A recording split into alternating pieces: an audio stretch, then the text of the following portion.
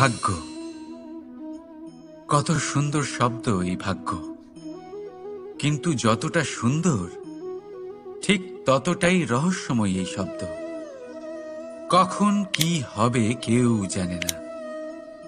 লোকে বলে যে ভাগ্যে যা লেখা আছে তার চেয়ে বেশি কিছুই পাওয়া যায় না, তার চেয়ে কমও কিছুই পাওয়া যায় না। নিয়তির যা রচনা তা কখনো মোছা যায় না।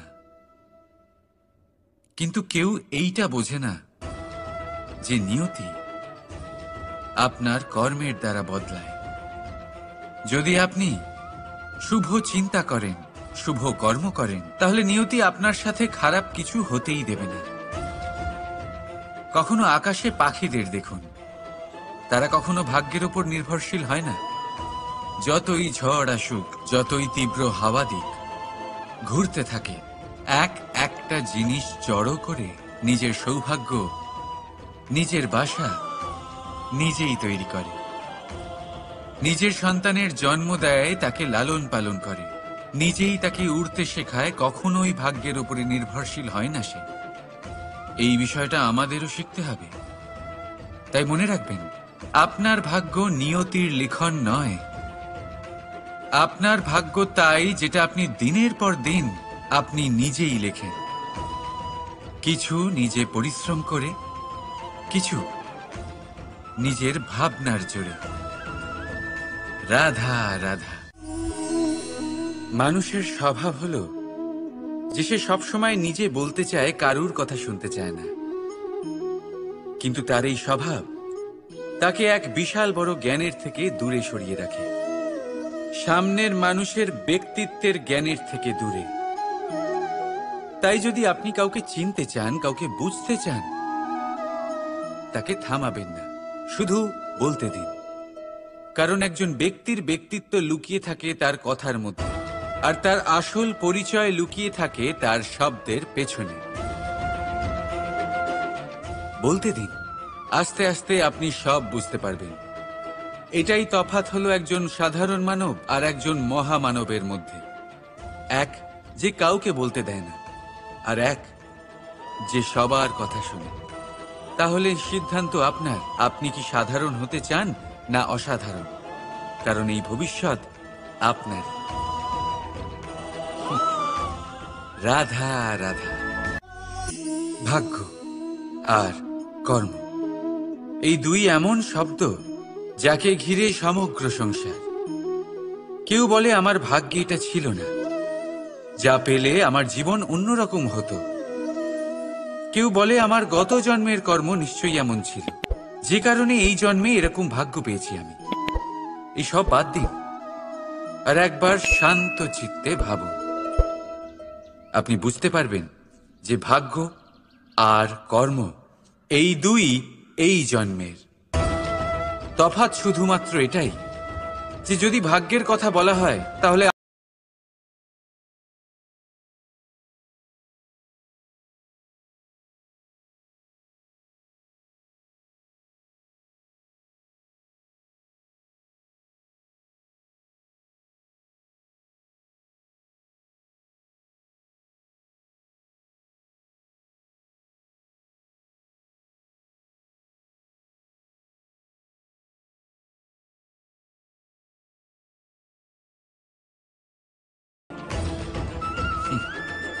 রাধা রাধা। এই সংসারে আলোর উৎস কি? সূর্য। এই সংসারে মিষ্টি জলের উৎস কি? নদী। এই সংসারে উচ্চতার প্রতীক কি হয়? হিমালয় পর্বত। আমরাও জীবনে এরকমই হতে চাই, সূর্যের মতো তেজস্বী হতে চাই, নদীর মতো পূজনীয় হতে চাই, হিমালয় পর্বতের মতো উচ্চতা লাভ করতে চাই। সব ঠিক আছে, কিন্তু তার জন্য আমরা কাজ কি করি? যদি এরকম আমরা হতে চাই, তাহলে সবার আগে সূর্যের মতো নিজেকে উজ্জ্বল করুন। সূর্যের সব থেকে বেশি আলো নিজের অন্তরে থাকে।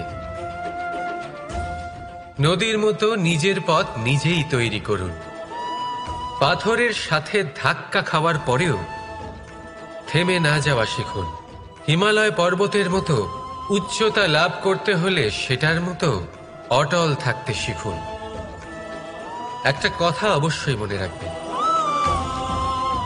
নিজেকে জ্বালাবেন তবেই সংসারকে আলোকিত করতে পারবেন। রাধা রাধা। প্রতীক্ষা, প্রয়াস, এই দুই জীবনের অভিন্ন অঙ্গ।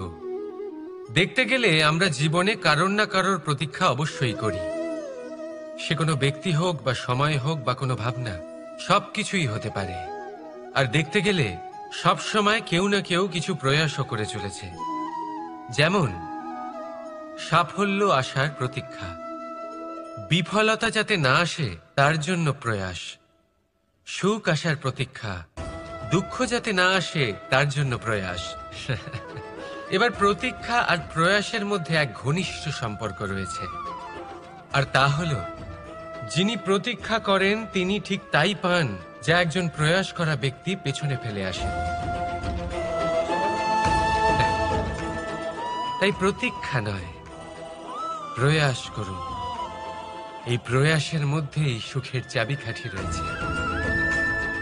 রাধা রাধা। মানুষ কর্ম করেন। আমি বারংবার বলি যে ফলের আশা করবেন না। তাও মানুষ কোথাও না কোথাও নিজের কর্মের বদলে কোনো না কোনো ফলের আশা অবশ্যই রাখেন। কখনো তিনি সফল হন, কখনো অসফল। সেই জন্যই আমি বলি যে ফলের আশা কখনো রাখবেন না, কারণ সাফল্য বা অসফলতা মনের মধ্যে রাখলে কখনো কোনো লাভ হয় না। যদি সাফল্য মনের মধ্যে রাখেন তাহলে অহংকার জন্ম নেবে। যদি অসফলতা মনের মধ্যে রাখেন তাহলে এক হীনমন্যতায় আপনি ভুগবেন, যা দিয়ে কোনো শুভকর্ম হবে না। সেই জন্য শুধুই কর্ম করে যান, কর্মেই মগ্ন থাকুন। আর আসুন আমার সাথে ভালোবেসে বলুন, রাধা রাধা। বন্ধু আর শত্রু, প্রত্যেকের জীবনের একটা বড় অংশ এর উপরে নির্ভরশীল হয়ে থাকে। আপনার জীবনের সফলতা আর অসফলতাও এর উপরে নির্ভরশীল। কিন্তু এই বন্ধু এবং শত্রুদের খুঁজে পাওয়ার জন্য আপনাদের বাইরে যাওয়ার প্রয়োজন নেই, কারণ এরা স্বয়ং আপনার ভেতরেই আছে। আপনি যদি বিনম্র থাকেন, যদি আপনি নিরন্তর প্রয়াস করতে পারেন, তাহলে আপনার কোনো বন্ধুর প্রয়োজন নেই। যদি আপনার মধ্যে অহংকার থাকে, যদি প্রতি কথায় আপনার মধ্যে ক্রোধ উৎপন্ন হয়, তাহলে আপনার শত্রুর কোনো প্রয়োজনই নেই। নিজের অন্তরের এই বন্ধু ও শত্রুকে চিনুন, আর আমার সাথে ভালোবেসে বলুন, রাধা রাধা। একে চিনতে পারলেন? একে কুঠার বলা হয়। আপনারা জীবনে কোথাও না কোথাও কোনো না কোনো রূপে এটা দেখেই থাকবেন। একটা ব্যাপার নিশ্চিত, এই কুঠার ছাড়া কোনো বৃক্ষকে কাটতে পারা সরল নয়। এবার আপনি কখনো এটা ভেবেছেন, এই কুঠার, এর এই অংশ, এর মুখটাই যদি না থাকে তাহলে কি হবে? এ শুধুমাত্র কোনো বৃক্ষই নয়, তার কোনো ডালও কাটতে সক্ষম হবে না। এবারে ভাবুন, এই শুকনো কাঠের হাতল এ আমরা কোত্থেকে পেলাম? কোনো এক বৃক্ষ থেকেই। সেই ডাল যাকে কেটে ফেলা হয়েছিল এক বৃক্ষকে কাটার জন্য, এই ডালই শস্ত্ররূপে প্রস্তুত। আমাদের জীবনে আমাদের প্রিয়জন, আমাদের আপনজন যখন সময় কখনো কখনো তাদের সঙ্গ না দেয়, যদি তারা দৈন্য দশায় থাকেন, তাহলে তাদের সঙ্গ কখনো ছাড়বেন না। ওনাদের প্রয়োজন শুধুমাত্র মনোবল। তা তাদের দিন, তাদের সাহায্য করা আপনার কর্তব্য। হয়তো তাদের সাথে থেকে আপনার কোনো লাভ হবে না, কিন্তু তাদের দূরে থাকাতে আপনার ক্ষতি অবশ্যই হতে পারে। সর্বদা সাহায্য করুন, সঠিক সময় আসলে তা আপনার সহায়ক অবশ্যই হবে। রাধা রাধা। আমাদের মধ্যে বেশিরভাগ মানুষেরই এই অভিযোগ থাকে যে মানুষ তখনই আমাদের স্মরণ করেন যখন সেই সময় আসে যখন আমাদেরকে প্রয়োজন হয়, যখন কোনো কাজ থাকে, যখনই এই সময় পেরিয়ে যায়, তাদের কার্যসিদ্ধি হয়ে যায়, তারা আমাদের থেকে দূরে চলে যান, ভুলে যান আমাদের। এবার এই বিষয়ে ভেবে খারাপ অবশ্যই লাগে। এই পরিস্থিতিকেই অন্য এক দৃষ্টিভঙ্গি দিয়ে দেখার চেষ্টা করুন। মনে রাখবেন, মানুষ প্রদীপের সন্ধান তখনই করেন যখন তার জীবনে অন্ধকার থাকে। আপনি প্রসন্ন হয়ে উঠুন, কারণ আপনার কাছে সেই সুযোগ আছে যে কারোর জীবনে প্রকাশের কিরণ আনতে পারছেন, কাউকে সঠিক পথ দেখাতে পারছেন, কারোর সহযোগিতা করতে পারছেন, এই পুণ্য অর্জন করতে পারছেন। কারোর থেকে কোনো আশা রাখার দরকার নেই। যার আপনাকে যতটা প্রয়োজন তাকে ততটাই সাহায্য করুন, ততটাই সবাইকে প্রেম বিতরণ করুন। আর এই প্রেমের ভাব নিয়েই আমার সাথে বলুন, রাধা রাধা। এটা সেই নৌকার প্রতিরূপ যা আমাদের নদী পার করায়। এবার বিষয়টা একটু ভেবে দেখুন। সেই বিশাল নৌকা যা আমাদের নদী পার করায়, সেটার নির্মাণ নদীতে নয়, ডাঙায় হয়। আর যদি আমরা এটাকে নদী অবধি পৌঁছতে চাই, তাহলে আমাদের দরকার পড়ে কোনো গরুর গাড়ির অথবা ঘোড়ার গাড়ির। তার সাহায্যে একে বহন করা হয়। এবার পথে যদি কোনো জলধারা আসে, কোনো নদী আসে, আর সেটাকে পার করতে হয়, তাহলে তখন সেই নৌকার ওপরে গাড়ি রাখা হয়, তারপর তাকে পার করা হয়। অর্থাৎ এই যাত্রা দুজনের সংযোগ ছাড়া সম্পূর্ণ হতেই পারবে না। সেই জন্যই এই প্রবাদ আছে, কখনো নৌকা তো কখনো গাড়ি। আমাদের সম্পর্কের মধ্যে অতি আবশ্যক, আমাদের সম্পর্কের মধ্যে অত্যন্ত গুরুত্বপূর্ণ হল সংযোগ। সবসময় একসাথে চলা, সংযোগ স্থাপন করা। সবসময় সুখী থাকবেন। রাধা রাধা। পুস্তক, পুস্তক থেকে আমরা কি না শিখতে পারি। জ্ঞান হোক, বিজ্ঞান হোক, ইতিহাস হোক, সব শিখতে পারি। কথায় আছে, একটা ভালো পুস্তক, একটা ভালো গ্রন্থ পাওয়া তা 100 ভালো বন্ধু পাওয়ার সমান। কিন্তু যদি একটা ভালো বন্ধু পাওয়া যায়, তাহলে তা গোটা গ্রন্থাগারের সমতুল্য। সে আপনাকে কর্মের বিষয়ে জ্ঞান দেয়, সাফল্যের রসায়ন শিক্ষা দেয়, সে আপনাকে ইতিহাসে অমর করে রাখবে। শুধু তাই নয়, সে আপনাকে শুধু পথই দেখাবে না, সেই পথে আপনার সাথে সঙ্গী হয়ে চলবে সে। সেই জন্য জীবনে যদি কোনো ভালো বন্ধুকে পাশে পান, তাহলে তাকে আপন করে রাখবেন, তাকে সামলে রাখবেন, জীবন সহজ হয়ে যাবে। রাধা রাধা। বর্ষা ঋতু শুরু হলেই পাখিদের মধ্যে চাঞ্চল্য বেড়ে যায়। আর সেটা হবে নাই বা কেন? বাসা ভেঙে যায়, বৃক্ষ ভেঙে পড়ে, প্রত্যেক পাখি তার থাকার জন্য একটা নতুন জায়গার, একটা ছায়ার, একটা ছাদের খোঁজে থাকে। শুধু একটা পাখি এসব কিছুই করে না। না তো তার এসব সমস্যা নিয়ে কোনো চিন্তা থাকে, না কোনো দরকার পড়ে। আর সেই পাখি হলো বাজ। সেই সব সমস্ত ছোটখাটো সমস্যার থেকে অনেক দূরে ওপরে উড়ে বেড়ায়, মেঘের থেকেও অনেক উঁচুতে। তাই এই সব ছোটখাটো সমস্যা যা আপনার জীবনে এসে থাকে, এই সব নিজের চারপাশকে ঘিরতে দেবেন না।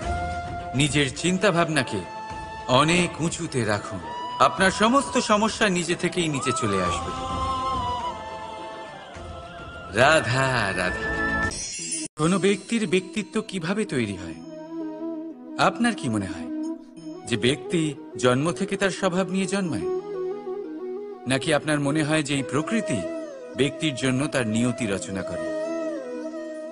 না, এরকম একেবারেই হয় না। আমি আপনাকে বোঝাচ্ছি। যখনই বৃষ্টি পড়ে কোনো বিন্দুর দিকে দেখবেন। এবার এই বিন্দু যেখানে পড়ছে তার উপরে নির্ভর করছে তারপর কি হবে। যদি এই বিন্দু পড়ে কোনো ক্ষেতের ওপরে, তাহলে কোনো নতুন ফসলের জন্ম দেবে। যদি সে গরম কড়াইতে পড়ে, তাহলে বাষ্পীত হবে। যদি সে কোনো সাপের মুখের ভেতরে পড়ে, তাহলে বিষ তৈরি হবে। ঝিনুকের ভেতরে পড়লে মুক্ত তৈরি হবে, যদি কোনো পাতার ওপরে পড়ে তাহলে শিশির তৈরি হবে। একই বিন্দু, কিন্তু তার সঙ্গত তার ভবিষ্যৎ এবং ব্যক্তিত্ব নির্ধারণ করবে। এবার এটা তো শুধুমাত্র এক বিন্দু, তার কাজ হলো শুধুমাত্র পড়া। কোথায় সেটা সেও নির্ধারণ করতে পারে না। কিন্তু আপনি হলেন মানুষ। আপনি বাছাই করতে পারবেন যে আপনার সঙ্গী কারা হবে, কাদের সাথে আপনি মেলামেশা করে বড় হবেন। তাই তা ভালোভাবে করুন, কারণ এই নির্বাচন আপনার হাতে, কারণ এই জীবন আপনার, ভবিষ্যৎ আপনার। এবার আপনি মহান হতে চান কি না তার নির্ণয় আপনাকেই করতে হবে। আসুন আমার সাথে ভালোবেসে বলুন, রাধা রাধা। সূর্যের তাপ এতটাই প্রখর হয়, তা সমস্ত বনস্পতিকে শুষ্ক করে দেয়। পুকুর হোক, নদী হোক, সরোবর হোক, সমস্ত শুষ্ক হয়ে যায়। কিন্তু আপনি কখনো শুনেছেন সূর্যের তাপে সমুদ্র শুকিয়ে গেছে? এমন কখনোই হয় না। আর এর পেছনেই লুকিয়ে রয়েছে এক অমূল্য জীবনের শিক্ষা। সমুদ্রের মতো নিজেকে ধৈর্যশীল করে তুললে, নিজেকে সংযমী করে তুললে, সূর্যের তাপ আপনার কোনো ক্ষতি করতে পারবে না। আপনার অন্তর থেকে সেই তাপ বাষ্পায়িত হয়ে মেঘ তৈরি হয়ে সূর্যকে ঢেকে দেবে, আর তারপর হবে শুধু সাফল্যের বৃষ্টি। তাহলে আসুন আর আমার সাথে ধৈর্যের সাথে বলুন, রাধা রাধা। মানুষ অসুস্থ কেন হন? শারীরিক দুর্বলতার কারণে? না, মানুষ অসুস্থ হন তার মানসিকতার কারণে, তার বিবেকের কারণে, তার কর্মের কারণে, তার ক্রোধের কারণে। আর যখন কেউ সুস্থ হন, ঠিক হয়ে যান, তার মানে এটা নয় যে শুধু ওষুধের জন্য তিনি সুস্থ হয়েছেন। না, এটা কারোর তার প্রতি প্রেমের প্রভাব, বিশ্বাসের প্রভাব, সম্বলের প্রভাব। শুধুমাত্র ওষুধ দিয়ে কিছুই হয় না। যদি মনে প্রেম থাকে, বিবেক থাকে, বিশ্বাস থাকে, সম্বল থাকে, তবেই সেই ওষুধ কাজ করতে পারে। তাই মনে রাখবেন, এই জীবন হলো অত্যন্ত ছোট। মনে প্রেম ভাব রাখুন, মিত্রতা করুন, শত্রুতা নয়। ভালোবাসুন, বিদ্বেষ নয়। আর এই ভালোবাসার সাথেই বলুন, রাধা রাধা। মানুষ জীবনে সব সময় চিন্তা করে, ভাবতে থাকে যে তার জীবনে কতই না সমস্যা। তারপরে নিজের আশেপাশে দেখে আর ভাবে যে সবাই কত প্রসন্ন, শুধু আমার জীবনেই সমস্যা আছে। কিন্তু বিষয়টা তা নয়। শুধু প্রত্যেক ব্যক্তিরই নয়, প্রত্যেক প্রাণীরও জীবনে সমস্যা আছে। এবার মানুষ একটা পাখিকে দেখে এটাই ভাবে যে এদের জীবন কতটা সহজ। কোনো দেশেরই সীমারেখা এদের ওপর লাগু হয় না। কোথায় থাকবে সেই নিয়েও কোনো ভাবনা নেই। কত শান্তির জীবন এদের। তারপর সে একটা পিঁপড়েকে দেখে আর এটা ভাবে, কি অসাধারণ, এদের তো সারা জীবনই মাটির উপরেই অতিবাহিত হয়, খাবারটাও মাটিতেই পেয়ে যায়। কি শান্তির জীবন এদের। কিন্তু যখন কোনো ঝড় আসে, তখন সবার আগে সেই পাখির বাসাটাই ঝড়ে ভেঙে যায়। এই পাখি যে শাখাতেই গিয়ে বসে পড়ুক, তাদের উপর সবসময় সংকট থাকে যে ওপর থেকে কোনো বড় পাখি এসে তাদের উপর প্রহার না করে, তারা নিজেদের প্রাণ না হারায়। আর যদি কথা বলি পিঁপড়েকে নিয়ে, এদের উপর সবসময় সংকট থাকে যে কোনোভাবে বাতাস বা জল এদের ভাসিয়ে না নিয়ে যায়, কোনো প্রাণী ওকে পা দিয়ে পিষে না দেয়, এই পিঁপড়ে পিষ্ট হয়ে না মারা যায়। দেখুন, সমস্যা প্রত্যেকের জীবনে রয়েছে, আর এই সমস্যা আসতেই থাকবে। এর অর্থ এটা নয় যে এই সমস্যার সম্মুখীনই হওয়া যায় না, এর সমাধানও সম্ভব নয়। প্রত্যেক সমস্যার সমাধান অবশ্যই আছে, শুধু শান্ত মনে সেটা খুঁজে বের করতে হবে। তাহলে সেটাই করুন, প্রত্যেক সমস্যার সমাধান করতে থাকুন। যত সমাধান করবেন, জীবন আনন্দময় হয়ে উঠবে। যদি সমাধান না করেন, তাহলে আজীবন দুঃখই পেতে থাকবেন। আসুন আমার সাথে ভালোবেসে বলুন, রাধা রাধা। কর্ম, ধর্ম আর কর্তব্য, এই তিনটি একে অপরের সাথে জড়িত, আর অনেক সময় এই তিনটি পালন করতে করতে আমাদের সেই ব্যক্তির সামনে গিয়ে দাঁড়াতে হয়, তার বিরুদ্ধেই যেতে হয়, যাকে আমরা সব থেকে বেশি ভালোবাসি। কিন্তু সেইখানে এই যুদ্ধ কোনো ব্যক্তিগত যুদ্ধ থাকে না। এ হলো কর্ম, ধর্ম আর কর্তব্যের যুদ্ধ। এটা সরল নয়, অত্যন্ত কঠিন হয় তার সম্মুখীন হওয়া যাকে আমরা সব থেকে বেশি সম্মান করি। কিন্তু আমাদের তো আমাদের ধর্মের পথে চলতেই হবে, কারণ আমরা কর্মবদ্ধ, কর্তব্যবদ্ধ, আর এটাই করা উচিত। শুধু এটুকু মনে রাখবেন, যদি আপনার উদ্দেশ্য শুভ হয়, আপনার ভাবনা শুভ হয়, আপনি যদি কর্ম, ধর্ম আর কর্তব্যের পথে অগ্রসর হন, তাহলে এই প্রক্রিয়াতে যদি আপনাকে আপনার আরাধ্যেরও সামনে দাঁড়াতে হয়, তাহলেও আপনার কোনো ক্ষতি হবে না। তাহলে আসুন আর আমার সাথে ভালোবেসে বলুন, রাধা রাধা। সাথী। সাথী এই শব্দটির ব্যাখ্যা কে কিভাবে করে? মিত্র, সখা, বন্ধু। কিন্তু অর্থ একটাই, তিনি যিনি আপনার সঙ্গী হন আর তিনি যার সাথী আপনি হন। এবার সব থেকে বড় প্রশ্ন হলো এটাই যে তিনি কে হতে পারেন যাকে আপনি আপনার সাথী বলে মেনে নিতে পারেন, নিজের সখা, নিজের মিত্র, নিজের বন্ধু মেনে নিতে পারেন। আপনার সাথী হলেন তিনি যিনি দুঃখের সময় আপনার পাশে থাকবেন, আপনার হাত ধরে থাকবেন। আপনার সাথী হলেন তিনি যার হাত আপনি নিজের সুখের দিনে ধরে থাকবেন। সেই সাথীরই হাত ধরুন যিনি দুঃখে সবসময় আপনাকে সাহায্য করার জন্য তৎপর হয়ে থাকেন, আপনার পাশে থাকেন, আর যাকে সুখের দিনে আপনি আপনার সাথে রাখতে পারেন। আর যখন আপনার সাথে আপনার এই সাথী থাকবে, তখন আপনি এটা বুঝবেন যে যখন জীবনে দুঃখ আসে, তখন এই দুঃখ কমে যায়, সবার মধ্যে ভাগ হয়ে যায়। আর যদি তখন সুখ আসে, তাহলে সেটা সবার উপস্থিতিতে আরো বেড়ে যায়। এটাই হলো প্রেম, এটাই হলো ভালোবাসা, এটাই হলো সঙ্গ, যেমন সম্পর্ক আমার আর রাধার মাঝে। তাহলে আসুন আর আমার সাথে ভালোবেসে বলুন, রাধা রাধা। মানুষ এক অত্যন্ত বিচিত্র প্রাণী। পরিকল্পনা করে, ষড়যন্ত্র করে, প্রচেষ্টা করে, কাউকে পরাজিত করার চেষ্টাও করে। সাপকে একটা দড়ি মনে করে হাতে চেপে ধরার চেষ্টা করে, কিন্তু একটা কথা বুঝতেই পারে না, সময়ের এই সাপ, এটা হাতে চেপে ধরাই যায় না। আর আপনি যা করবেন তা আবার ফিরে আসবে আপনারই সামনে। দেখুন, এতে কিছুই যায় আসে না যে আপনি কুম্ভকারের পুত্র নাকি কৃষ্ণের পুত্র। যদি আপনি অনুচিত কর্ম করেন, তাহলে আপনার সাথেও অনুচিতই হবে। অশুভ কর্ম করলে আপনার সাথেও অশুভই হবে। কুরু বংশ অত্যন্ত মহান বংশ ছিল। এই কুরু বংশ কি হলো তার সাথে? একটা গোটা বংশ বয়ে গেল, কারণ ওনাদের উদ্দেশ্য অশুভ ছিল।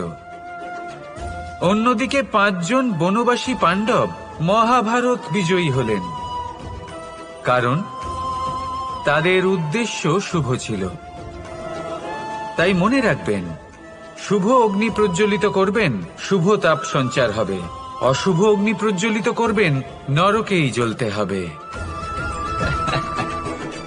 তাহলে আসুন আর আমার সাথে ভালোবেসে বলুন, রাধা রাধা।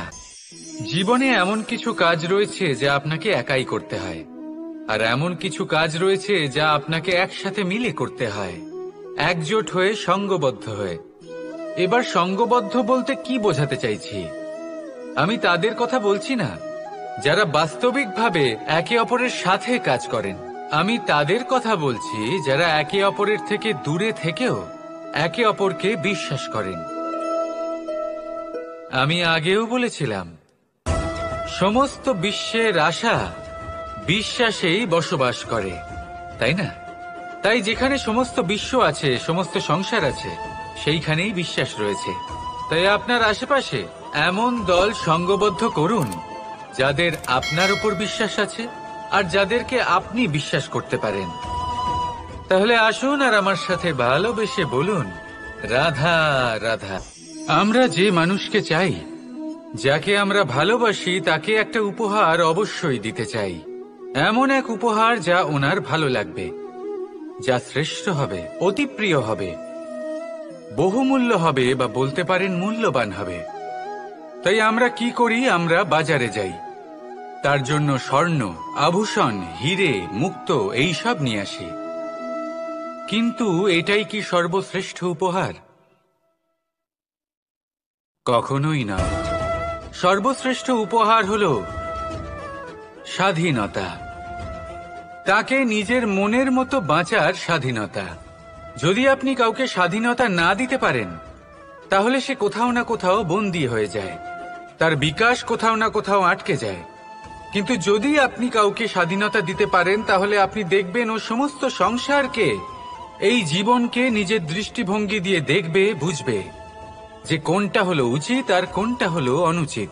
আর এটাই হলো সর্বশ্রেষ্ঠ। আর এবার যদি কাউকে স্বাধীনতার মাধ্যমে এত বড় একটা শক্তি দিতে পারেন, তাহলে আপনি আমাকে বলুন, এর থেকে বড় উপহার আর কি হতে পারে? আসুন আর আমার সাথে ভালোবেসে বলুন, রাধা রাধা। পিতা আর পুত্রের সম্পর্ক অত্যন্ত মধুর হয়ে থাকে। পিতা স্বপ্ন দেখেন, তাকে পূর্ণ করার সকল সম্ভাব্য চেষ্টা করেন, কিন্তু তাও অনেক সময় ওনার স্বপ্ন অপূর্ণ থেকে যায়। তখন পিতা ভাবেন যে স্বপ্ন উনি পূর্ণ করতে পারেননি, ওনার সন্তান তা অবশ্যই পূরণ করবে। যে স্থানে উনি কখনো পৌঁছতে পারেননি, সেই স্থানে ওনার পুত্র অবশ্যই পৌঁছবে। পিতা নিজের সন্তানের ভবিষ্যৎ নিয়ে সেই স্বপ্ন দেখেন, আর যখন সেই সন্তান সামনে এগোতে থাকে, তখন তার দুঃখ হয় না, বরং গর্ব হয়। ওনার ভালো লাগে এটা দেখে যে ওনার সন্তান অনেক উন্নতি করছে। কিন্তু যখন সন্তান নিজের অভিভাবকের শক্তি দেখে, তার যশ দেখে হিংসা করতে থাকে, সমস্যা সেইখানেই শুরু হয়। সেই জন্য সকল সন্তানকে এটা মনে রাখতে হবে, দেখুন, পুত্র হবার সুবাদে, এক সন্তান হবার সুবাদে, এটা হলো আপনার অধিকার যে আপনি আপনার পিতার থেকে বেশি উন্নতি করবেন। আপনার পিতাও এটাই চান, কিন্তু সুস্থভাবে এটা করুন। একটা রেখা টেনে নিন, যাতে আপনি তাতে এগোতে পারেন আর আপনার পিতার তাতে গর্ববোধ হয়, আর সেই বিষয়ে দুঃখ না হয় যে আমার সন্তান আমাকেই ছোট করার চেষ্টা করছে। ইতিহাস সাক্ষী রয়েছে, যে মানুষ অন্য কাউকে ছোট করার চেষ্টা করেছেন, সেই মানুষই ছোট হয়ে গেছেন। আর আমার মনে হয় না আপনি এটা চান, কারণ কোনো একদিন আপনিও কারোর পিতা হবেন। আসুন আমার সাথে ভালোবেসে বলুন, রাধা রাধা। প্রেম এই সংসারে এসেছিল এই সংসারকে প্রেমের শিক্ষা দেওয়ার জন্য, এই জীবনের সুখের অনুভূতি আসলে কি তা শেখানোর জন্য। কিন্তু যদি সত্যি কথা বলি, তো আমি নিজেই প্রতিদিন প্রেমের নতুন নতুন স্বরূপ দেখতে পাই, প্রেমের একটা নতুন অনুভূতি প্রত্যেক নতুন দিনে। আর তার কারণ হলো এই প্রেম অনন্ত, এ হলো দৈব। প্রেম হলো এই সংসারের সব থেকে বড় ঢাল এবং সব থেকে বড় অস্ত্র।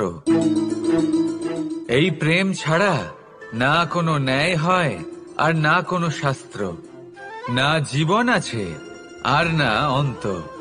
এবার যদি এই প্রেম মনের মধ্যে বাস করতে শুরু করে, তাহলে কখনো কোনো সমস্যাই হবে না, আর যদি হয়েও থাকে তাহলে তা স্থায়ী হবে না।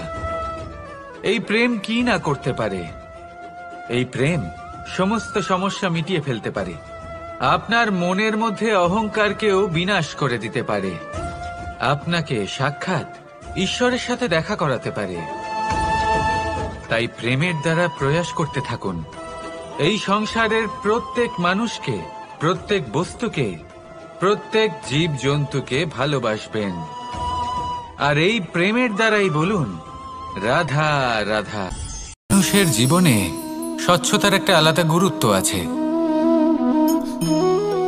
যদি আপনি নিজেকে স্বচ্ছ রাখেন, তাহলে আপনার নিজেরও ভালো লাগবে, সামনের ব্যক্তিরও ভালো লাগবে, একটা অন্যরকম প্রভাব পড়বে।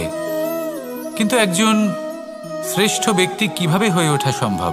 যার মধ্যে গুণ আছে, শিক্ষা আছে, শুভ চেতনা আছে, যিনি সৎকর্ম করেন। কিভাবে হব সেই ব্যক্তি যার মধ্যে জ্ঞান আছে? শুধুমাত্র স্বচ্ছ থাকলে তো তা হওয়া সম্ভব নয়। প্রথমে আপনাকে বুঝতে হবে যে মানুষের মধ্যে 4টি মূল তত্ত্ব আছে।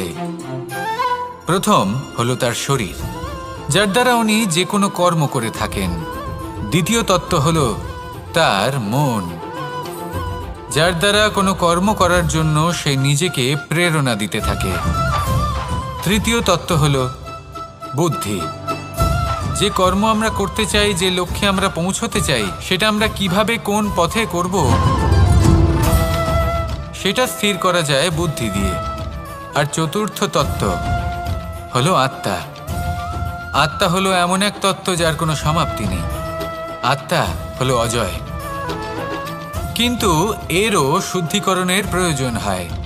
এই 4টি তত্ত্বের শুদ্ধিকরণ করতে থাকুন, এদের নির্মল রাখুন, শুদ্ধ রাখুন। এবং এটা কিভাবে হবে? শুভ চেতনা দ্বারা, জ্ঞানের দ্বারা, এবং সবথেকে বেশি গুরুত্বপূর্ণ প্রেমের দ্বারা। আসুন আমার সাথে ভালোবেসে বলুন, রাধা রাধা। মানুষ তার জীবনে শিক্ষা এবং প্রেম এই 2 লাভ করে তার মাতা, পিতা এবং গুরুর কাছ থেকে। কিন্তু মানুষ সবথেকে বেশি ভালোবাসে নিজের মাতাকে, কারণ মাতা খুব নির্মল চিত্তে ভালোবাসে, শান্ত মনে আমাদের অন্তরে শক্তির সঞ্চার করে থাকেন, আমাদের উৎসাহ দেন, বলশালী করে তোলেন। ব্যাপারটা কিন্তু এমন নয় যে আমরা নিজেদের বাবা বা গুরুকে ভালোবাসি না, তাদেরকেও আমরা অত্যন্ত ভালোবাসি, শুধু ওনাদের কঠোর ব্যবহার দেখলে আমরা একটু ভয় পেয়ে যাই।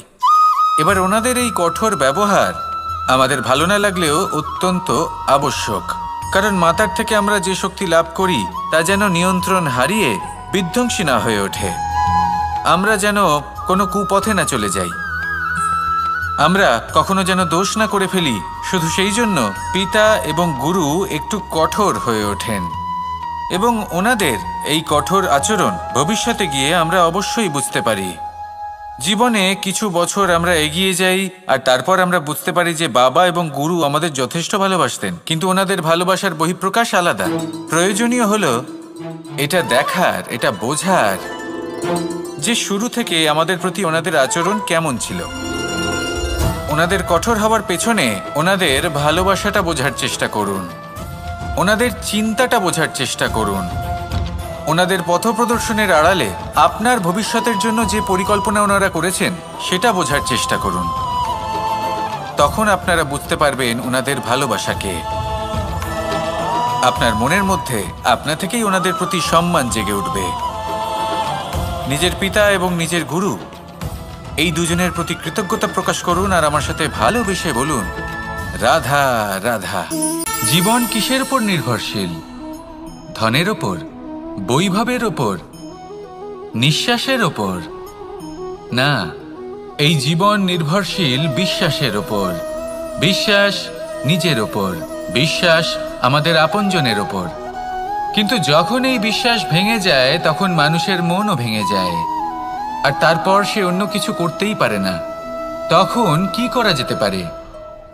3টে কাজ আছে যা আপনি করতে পারেন। প্রথম, ভালোবাসা। যাকে আপনি ভালোবাসেন, যারা আপনাকে ভালোবাসে, ভুল যারই হোক না কেন, তার কাছে ক্ষমা চাইতে কখনোই সংকোচ বোধ করবেন না। দ্বিতীয় হলো বিশ্বাস। যারা আপনাকে ভালোবাসেন, আপনাকে বিশ্বাস করেন, তাদের বিশ্বাস কখনো ভাঙবেন না। তৃতীয় হলো আশা। যারা আপনাকে ভালোবাসেন, আপনাকে বিশ্বাস করেন, তাদের আশা আপনার সাথে জড়িত, তাদের থেকে কখনো কিচ্ছু লুকোবেন না। এই 3টে কাজ করুন আর এই জীবন সুপ্রসন্ন হয়ে বলবে, রাধা রাধা। মানুষের জীবনে 2 ধরনের আবেগ থাকে যা চিরকাল তার সাথে বসবাস করে। প্রথম, স্বপ্ন। দ্বিতীয়, অজুহাত। মানুষ হাজার হাজার স্বপ্ন দেখতে পারে। আমাকে এই কাজ করতে হবে, আমাকে ওখানে ঘুরতে যেতে হবে, আমায় জীবনে এই অসম্ভব কাজ বাস্তবায়িত করে দেখাতে হবে, আদি ইত্যাদি। এবার ঠিক যেমন স্বপ্ন দেখেন সেইভাবে অজুহাতও খুঁজে নিয়ে আসেন। আমি এই স্বপ্ন পূরণ করতে পারলাম না, কারণ আমাকে কেউ সাহায্যই করল না, কারণ আমি দুর্বল হয়ে পড়েছিলাম, কারণ আমার কাছে সময়ই ছিল না, আদি ইত্যাদি। এবার সাফল্য এবং অসফলতার মাঝখানে এই ধরনের সংঘর্ষ হতে থাকে। সাফল্য তখন লাভ করা সম্ভব যখন আপনার স্বপ্ন আপনার অজুহাতের থেকে অনেক বড় হয়, আর অসফলতা তখন পাবেন যখন আপনার অজুহাত আপনার স্বপ্নের থেকে অনেক বড় হয়। আপনি যদি সাফল্য লাভ করতে চান তাহলে চেষ্টা করতে থাকুন, পরিশ্রম করুন। যদি অসফল হন তাহলে ভয়ভীত হওয়ার কোনো প্রয়োজন নেই। নিজের ভুল বুঝুন, তাকে শুধরে নিন, আবার চেষ্টা করুন। কিন্তু যদি নিজের জীবনে অজুহাত নিয়ে আসেন তখন স্বপ্ন কখনো পূরণ হবে না। আসুন আমার সাথে ভালোবেসে বলুন, রাধা রাধা। ভয়ের সাথে আমরা সবাই পরিচিত, কষ্টও আমরা সবাই পেয়েছি। কখনো কখনো আমরা অসুস্থ হয়ে পড়ি, আর এমন সময় হলে মাতার মমতা, কখনো বাবার স্নেহ, কখনো বন্ধুদের পাশে থাকার অনুভূতি আমাদের রোগ নিরাময়ে সাহায্য করে। কখনো যদি আমরা নিরাশ হয়ে পড়ি, তখন যদি আমাদের কোনো আপনজন আমাদের দুটো ভালো কথা বলে, তখন আমাদের মনোবল বেড়ে যায়। ঠিক তেমন সংসারের এই রঙ্গমঞ্চে যদি আপনি পীড়িত অনুভব করেন, কিছু শুভ কথা আলোচনা করুন, কিছু স্তুতি গান করুন, কিছু মুহূর্তের জন্য হলেও নিজের ইষ্টদেবের কথা স্মরণ করুন আর প্রার্থনা করুন। সাহস বাড়বে, শক্তিও বৃদ্ধি পাবে এবং সামনে এগিয়ে চলার পথও দেখতে পাবেন। তখন এই মন প্রসন্ন হয়ে বলবে, রাধা রাধা। কখনো কখনো অন্ধকারের সাথে লড়াই করার জন্য আমরা প্রদীপ জ্বালাই। এতে প্রথমে সলতে রাখি, তারপর তেল ঢালি, তারপর আগুন জেলে এটা প্রজ্বলিত করি। তারপর একটা সময় আসে যখন এই প্রদীপ নিভে যায়। কারণটা কি? কারণ কি এটা যে প্রদীপের প্রকাশমান হওয়ার ক্ষমতা সমাপ্ত হয়েছে? না, এই যে আগুন আমরা দেখতে পাচ্ছি, এই আগুনের জন্য যে শক্তির প্রয়োজন হয় তা আসে এই তেল থেকে। যদি এই তেল সমাপ্ত হয়ে যায় তাহলে এই প্রকাশ তাও সমাপ্ত হয়ে যায়। আর আমাদের জীবনে এই তেল হলো আমাদের কর্ম, আর এই আগুন আর এর দ্বারা উৎপন্ন হওয়া প্রকাশ আমাদের ভাগ্য। যত আমাদের কর্ম ক্ষীণ হতে থাকবে, আমাদের ভাগ্য সৌভাগ্য কোথাও না কোথাও লুপ্ত হয়ে যাবে। যে উজ্জ্বল ভবিষ্যৎ আমরা চাইছি তা কখনো লাভ করতে পারবো না যদি কর্ম না করি। ঠিক যেমন তেল ছাড়া অগ্নি উৎপন্ন হয় না, তেমনি কর্ম ছাড়া সৌভাগ্য হয় না। আর যেমন কর্ম তেমন ভাগ্য। তাই সবসময় কর্ম করতে থাকুন, কর্ম করা থামাবেন না। আর আমার সাথে ভালোবেসে বলুন, রাধা রাধা। জীবনে তিনটি বিষয় আছে, তিনটি বস্তু আছে, তারা যেন আপনাকে কখনো বশে না করে নিতে পারে। প্রথম হলো ধন। ধন যতক্ষণ আপনি ব্যবহার করতে থাকেন, যতক্ষণ তা আপনার কাজে আসছে, ততক্ষণ ঠিক আছে, এই ধন আপনার কাছে অমৃত। কিন্তু যখন এই ধন আপনাকে ব্যবহার করতে শুরু করে, বুঝে যাবেন যে আপনার পতনের সময় শুরু হয়েছে। দ্বিতীয় বিষয়, ফেলে আসা অতীত। যাই করুন, আপনি অতীত পাল্টাতে পারবেন না, আর এই সত্যিটা আপনিও জানেন। কিন্তু তাও এর বশবর্তী আমরা হয়ে পড়ি। আর যখন তাই হয়, তখন এই সংসারে আমরা যেখানেই যাই না কেন, যত বড়ই সুখ লাভ করি না কেন, সেই সব আমাদের কাছে তিক্ত বলে মনে হয়। তৃতীয় বিষয়, আপনার আশেপাশের মানুষ ভিন্ন ভিন্ন ধরনের মানুষ হয়, যাদের চিন্তা ভাবনা এবং দৃষ্টিভঙ্গি ভিন্ন ভিন্ন প্রকারের। যদি এদের বশবর্তী আপনি হয়ে পড়েন, তাহলে কেউ বলবে এটা করো, এটা ভালো। কেউ বলবে এটা করো না, ওটা করো, ওটা ভালো কাজ। কেউ বলবে এই দুটোই করো না, অন্য কিছু করো। এই কথাগুলিতে আপনি এতটাই জড়িয়ে পড়বেন যে আপনি লক্ষ্যভ্রষ্ট হয়ে পড়বেন। তাই এই তিন বিষয় থেকে সাবধানে থাকবেন। যদি কোনো কিছু বশ করতে হয়, তাহলে আপনাকে বশ করতে হবে আপনার আজকে, নিজের বর্তমানকে। এটা খুব প্রয়োজনীয়। এটা ভাববেন যে এই সময়ের সদ্ব্যবহার আমি কিভাবে করব, সময়কে শাসন কিভাবে করব, ওই কর্ম কিভাবে করব যাতে ভবিষ্যতে কখনো আমার আফসোস না হয়, বরং এই সংসার আমাকে নিয়ে গর্ব করবে, সেই কর্ম করুন। আর যখন আপনি এটা শিখে নেবেন, তখন আপনি নিজেই নিজেকে প্রকৃত অর্থে ভাগ্যশালী করে তুলবেন। আসুন আমার সাথে ভালোবেসে বলুন, রাধা রাধা। অনেক সময় আমরা কারোর নীরবতাকে তার দুর্বলতা ভেবে বসি। হতেই পারে সেই ব্যক্তি উত্তর দিতে চাইছেন না, হতে পারে অন্য কোনো কারণ আছে যা আমরা বুঝতেই পারছি না। সেই জন্য তাকে দুর্বল ভেবে নেওয়া অনুচিত। দেখতে গেলে এই বিশাল সমুদ্র এও কিন্তু নীরব, শান্ত হয়। কিন্তু যখন সে রুদ্র মূর্তি ধারণ করে তখন কি হয়? সমগ্র সংসারকে বিনাশের পথে নিয়ে যায় এই সমুদ্র, প্রলয় সৃষ্টি করে। সেই জন্য কারোর সহ্য শক্তিকে দুর্বলতা বলে মনে করবেন না। কারণ যদি এই নীরবতা নিজেকে ভেঙে বেরিয়ে আসে, তাহলে তা বিনাশের সমস্ত সীমা পার করে যেতে পারে। তাই এই নীরবতাকে সবসময় বুঝুন, সবসময় একে সম্মান করতে শিখুন, আর আমার সাথে ভালোবেসে বলুন, রাধা রাধা। কখনো কোনো চাতক পাখিকে দেখেছেন? কথায় আছে যে বছরে মাত্র একবার সে তার তৃষ্ণা মিটিয়ে থাকে, আর তাও আকাশে ভেসে থাকা মেঘের দ্বারা ঘটানো বৃষ্টির জলের ফোঁটা থেকে। আর কোথাও থেকে সে তার তৃষ্ণা পূরণ করে না। সারা বছর সে নিদারুণ গরম সহ্য করে, তীব্র শীতও সহ্য করে, শুধু এই আশা নিয়ে যে বছরে একবার অন্তত সেই মেঘের ঘন ঘটা হবে, বৃষ্টি হবে, আর সে তার তৃষ্ণা নিবারণ করবে। এটা আসলে কি? এটা আসলে বিশ্বাস। সেই বিশ্বাস যে বছরে একবার সেই মেঘ আসবে তৃষ্ণা নিবারণ করতে।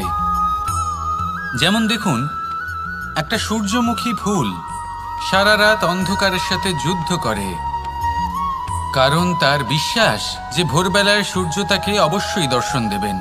সেটাও বিশ্বাস ছিল যার উপর ভরসা করে মনু একটা নৌকা নিয়ে বেরিয়ে পড়েছিলেন এবং সমস্ত সৃষ্টিকে প্রলয়ের হাত থেকে বাঁচিয়েছিলেন। সেটাও ছিল ভালোবাসার প্রতি বিশ্বাস, যার উপর ভরসা করে বানর এবং ভাল্লুক সেনা নিয়ে শ্রীরাম আক্রমণ করেছিলেন সমস্ত বরদানপ্রাপ্ত অসুরগণ এবং রাক্ষসগণের লঙ্কায়, এবং জয় লাভ করেছিলেন। এই বিশ্বাসই হলো এই বিশ্বের আশা। বিশ্বাস রাখুন যে আপনি হলেন সর্বশ্রেষ্ঠ এবং শুধুই নিজের কর্ম করতে থাকুন। এই বিশ্বাসের আশাই আপনাকে প্রতি মুহূর্তে বল প্রদান করবে। এ হলো আমার বিশ্বাস। আসুন আর আমার সাথে ভালোবেসে বলুন, রাধা রাধা। যোগাসন। যোগাসনে আসন অত্যন্ত গুরুত্বপূর্ণ। এবার আমি বলবো সবথেকে শ্রেষ্ঠ আসন কোনটি। আশ্বাস। নিজেকে আশ্বস্ত করতে থাকুন যে আমি আছি, সব ঠিক হবে, যা হচ্ছে ভালোর জন্য হচ্ছে। এই আশ্বাস আপনাকে জীবনে এমন ধন্যাত্মক বিশ্বাস দেবে যে আপনি বড় বড় সমস্যার সমাধান করতে পারবেন। এবার যদি কথা বলি সবথেকে কঠিন সময়ের, তাহলে সেটা হলো বিচ্ছেদের, যা মা সীতাকে সহ্য করতে হয়েছে শ্রীরামের জন্য, রাধা কৃষ্ণকেও সহ্য করতে হয়েছে। যে ব্যক্তি বিচ্ছেদের সময় সঠিক পথে চলে এসেছে সে জীবনে অনেক শ্রেষ্ঠ স্থানে অবশ্যই পৌঁছতে পারবে। এবার যদি কথা বলি সবথেকে জরুরি এবং গুরুত্বপূর্ণ সময়ের, তাহলে সেটা হলো সংযোগ। সকলকে সাহায্য করতে থাকুন।